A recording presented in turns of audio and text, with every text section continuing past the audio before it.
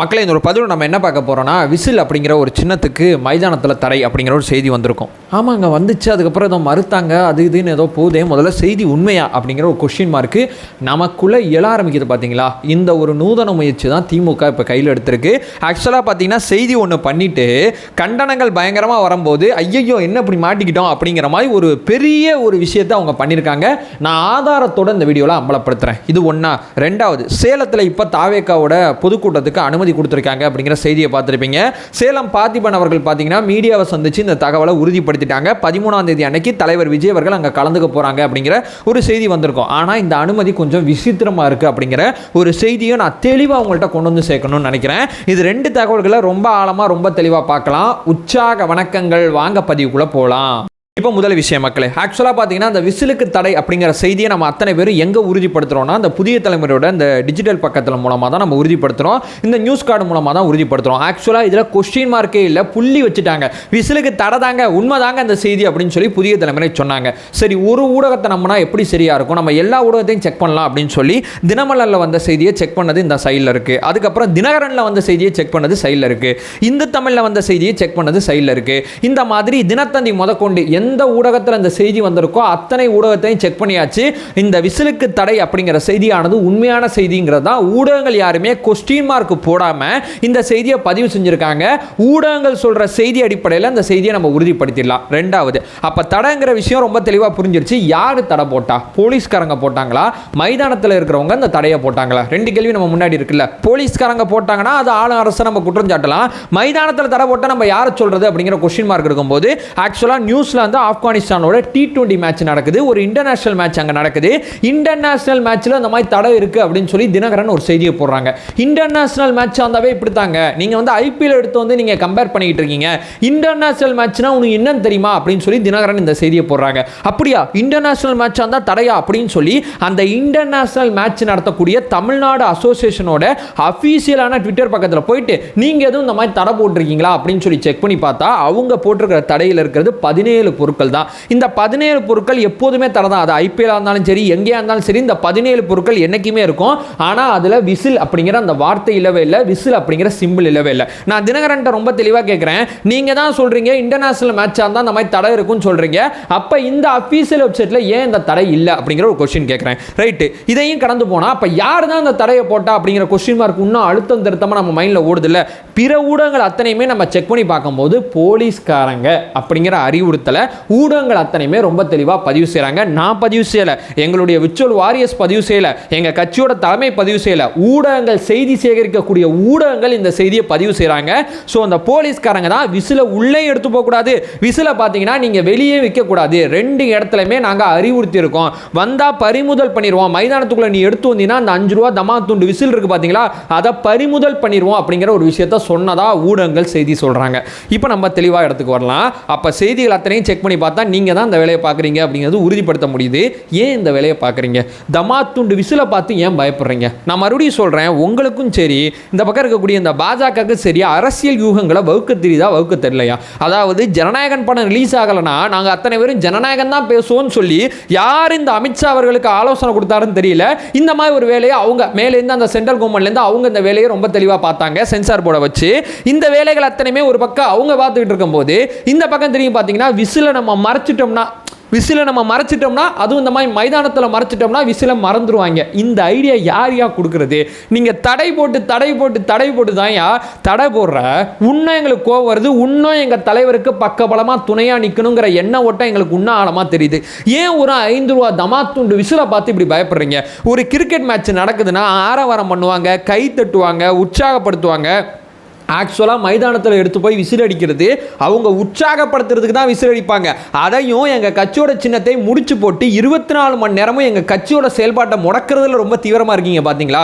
உங்களுடைய அந்த தேர்தல் புத்தி இருக்குது பார்த்தீங்களா? அந்த புத்தி எப்படிப்பட்டதாக இருக்குது? இந்த மைதானத்தில் விசில் அடித்தா விசிலுக்கு 10 ஓட்டு விழுந்துருங்கிற ஐடியா உங்களுக்கு முதல் யார் கொடுத்தா? நேற்று என்னன்னா தான் எங்கள் தலைவர் ஒரு மாநாடு நடத்தினா அதே மாதிரி ஒரு பேட்டலில் ஒரு மாநாடு நடத்துறீங்க.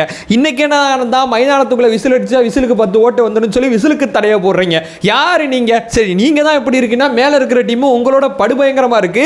ஒரு படத்தை தடுத்தா நாங்க எல்லாரும் படம் முன்னாடி போயிருவோம் அப்படின்னு சொல்லி படத்தை ஒதுக்கி வச்சுட்டு இன்னைக்கு அரசியல் பேசிட்டு இருக்காங்க கட்சிக்காரங்க. படங்கிறதே ஆக்சுவலா கொஞ்சம் பேர் வர்றனைக்கு வரட்டும் தலைவா, நம்ம இங்க ஜெயிக்கணும் அப்படிங்கிற கான்ஃபிடன்ட்ல பசங்க வேலை பார்த்துட்டு இருக்காங்க. இது எல்லாத்தையும் மறந்துட்டு இது எல்லாமே உங்க முன்னாடி தெரிஞ்சு ஏன் இந்த வேலை பார்க்குறீங்க? இது நான் கேட்க வர்ற முதல் விஷயம். சரி, இது ஒரு பக்கம் இருக்கட்டும், செம காமெடியா இருக்கு. இதில் கண்டனம் தெரிவிக்கிறதெல்லாம் எனக்கு இன்ட்ரெஸ்டே இல்லை. கண்டனம் தெரிவிக்கிற மைண்ட் செட்டே நமக்கு இல்லை. அந்த மாதிரி ஒரு செய்தி தான் இது ரெண்டாவது. இப்போ ரெண்டாவது ஒரு விஷயத்துக்கு போவோம்.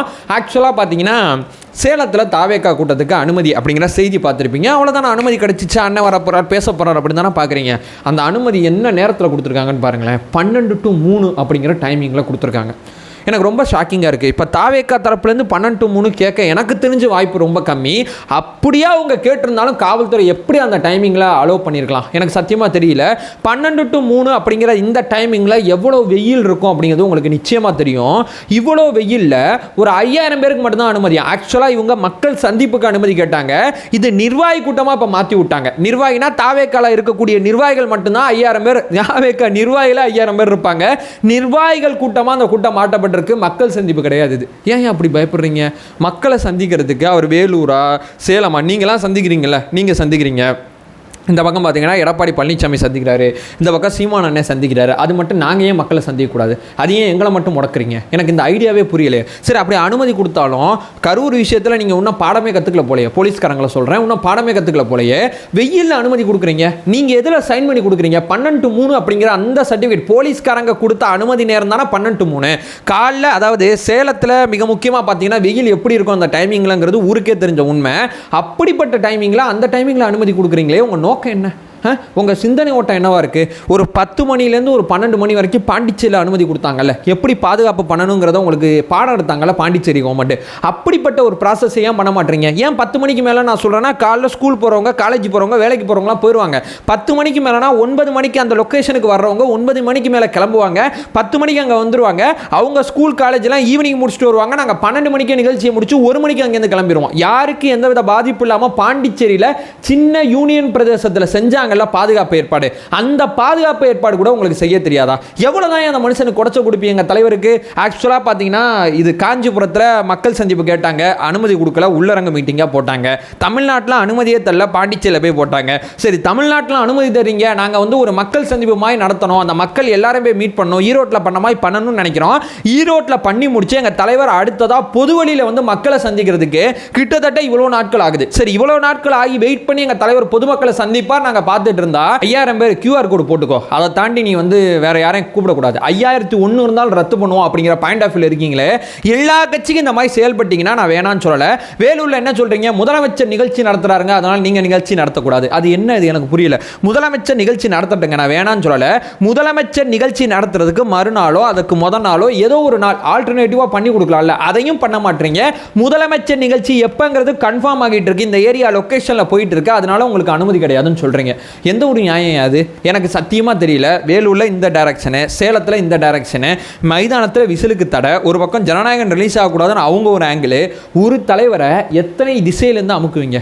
இத்தனை திசையிலேருந்து எங்கள் தலைவரை நீங்கள் தொடர்ச்சியாக அமுக்கும் போது இது எல்லாமே எங்களுக்கு பாசிட்டிவாக தான் அமையுங்கிறத நான் ரொம்ப தெளிவாக சொல்கிறேன். மக்கள் தெளிவாக புரிஞ்சுக்கிட்டாங்க. விஜயண்ணா வெளியே வா அப்படின்னு விஜயண்ணா வெளியே வர்றதுக்கு 100% தயாராக இருக்காரு.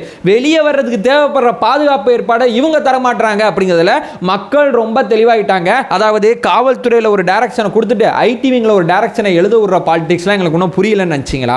ரொம்ப தெளிவாக ரொம்ப கரெக்டாக புரிஞ்சிருச்சு. வெளியே வா விஜய் நீங்கள் எழுதுறது, இங்கே விஜய் வெளியே வராதிங்கன்னு சொல்கிறது, ரெண்டுக்கு நடுவில் எவ்வளோ பெரிய டைரக்ஷன் இருக்குது பார்த்தீங்களா? இது லெஃப்ட்டு, இது ரைட்டு. இதுக்கு நடுவில் நாங்கள் இந்த திசையில் இருக்கோம். எங்கள் தோழர்கள் சில பேரை வந்து அறியாமையில் உட்கார வச்சுக்கிட்டு, தலைவரை பார்த்தியா வெளியே வர மாட்டா, தலைவா நீ வெளியே வான்னு எங்கள் பசங்க 4 பேர் சொல்லும் போது இன்னைக்கு பிடிச்சிட்டானுங்க பாயிண்ட்டை. வெளியே வர வேணான்னு சொல்கிறதே நீங்கள் தான், வெளியே வான்னு சொல்கிறதும் நீங்கள் தான். ரெண்டு கேமே எங்களுக்குள்ள நீங்க விளையாடுறீங்க. கிளாரிட்டிக்கு எங்க தோழர்கள் பொதுமக்கள் வந்துட்டாங்க. இந்த உள்டாலக்கடி வேலை இருக்கு பாத்தீங்களா, ரொம்ப நாளா பண்ணிட்டு இருக்கீங்கல்ல, இந்த வேலை இனிமே ரொம்ப நாட்கள் போகாது. மக்கள் விழிப்படைய ஆரம்பிச்சிட்டாங்க. ஸோ சேலத்தில் கலந்துக்கக்கூடிய உறவுகள் அத்தனை பேருமே ரொம்ப தெளிவாக ரொம்ப கரெக்டாக கலந்துங்க. 12 to 3 சொல்லியிருக்காங்க. ஸோ எவ்வளோ சேஃபாக இருக்க முடியுமோ அவ்வளோ சேஃபாக இருங்க. ஏன்னா இன்னொரு துயரத்தை நம்மளால் தாண்டி வர முடியாது. எதிராளிகள் அந்த சூழ்ச்சிகள் நம்மளை தள்ளும் போதும் நம்ம ரொம்ப கவனமாக இருக்கணும். ஸோ பாதுகாப்பான முறையில் அந்த நிகழ்வை நடத்திட்டு வாங்க அப்படிங்கிற சின்ன ரிக்வஸ்ட்டோட என்னோட இந்த வீடியோவை நான் என் பண்ணிக்கிறேன். நம்ம சேனலை ஃபர்தராக ஃபாலோ பண்ணிங்கன்னா பொலிட்டிக்கல் சார்ந்து மிக முக்கியமாக தாவேக்கா சார்ந்து ஏகப்பட்ட பதிவுகளை தொடர்ச்சியாக பார்த்துட்ருக்கோம். நம்மளோட ஒரே நோக்கம் அறியாமை அகற்ற வேண்டும், அறியாமை அகற்றப்பட வேண்டும். Thank you so much.